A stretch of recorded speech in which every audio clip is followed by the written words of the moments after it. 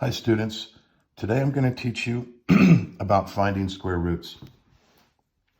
So first off, this is the square root symbol, and it's called a radical. It's kind of a fun name.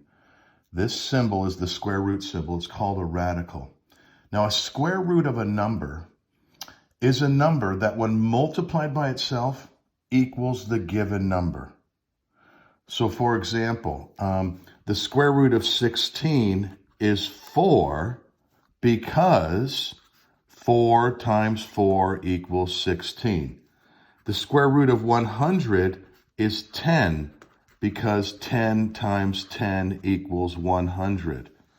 The square root of 25 is 5 because 5 times 5 is 25. Now, a perfect square is a number with integers as its square roots. So, for example, 16, 100, and 25 are perfect squares.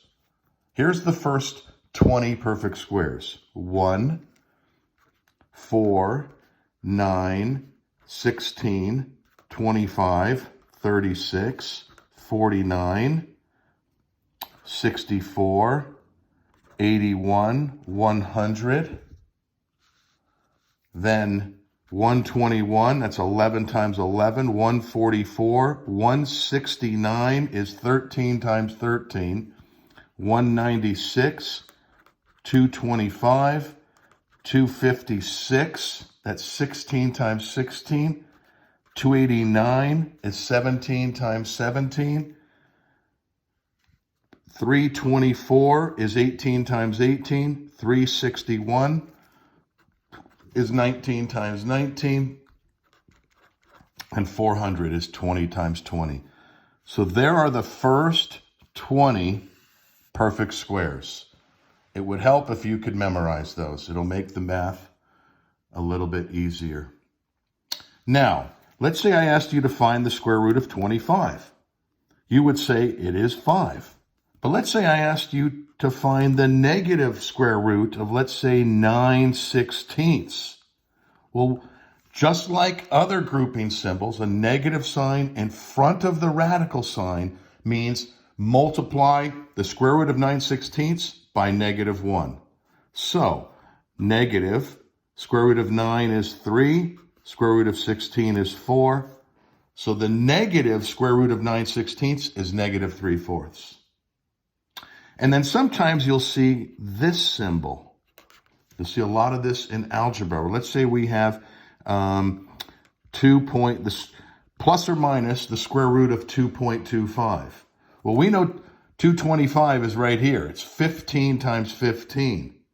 So that means this is plus or minus 1.5 because 1.5 times 1.5, as you can see, is 2.25. So I put the plus or minus this way, okay? So the first part of your homework today, you are going to simply find square roots of perfect squares. Then you're going to evaluate some expressions, and let me show you what that looks like.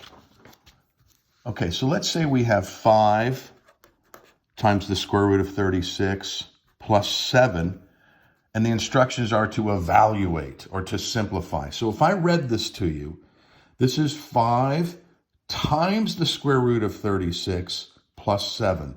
So we need to follow the order of operations. And if you recall, at the top of the food chain is parentheses or grouping symbols. So that's what I'm going to do here. I'm going to take the square root of 36, and that's 6, plus 7. Now multiply before I add. That's 30 plus 7, and then add 37. Let's try another one of those. How about 1/4 plus the square root of 18 over 2? Well, once again, I can simplify within a radical just like I can simplify within parentheses. or within absolute value, within other grouping symbols. So 1/4 plus the square root of 9, because 18 divided by 2 is 9, and then 1/4 plus 3, and then I would just say it's 3 1/4. Okay, another snow cone. All right, last one. How about this one?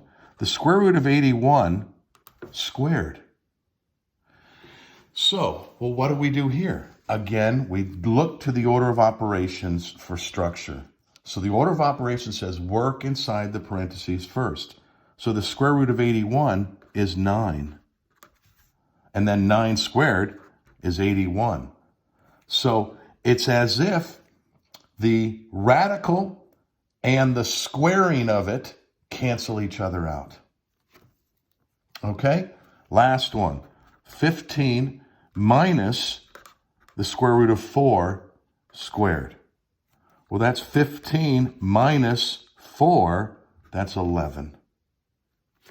Okay? So there are positive and negative square roots. The square root of a number is the number multiplied by itself that gets you back to that original number. You're assigned from the worksheet I gave you problems number 4 through 29. Thank you.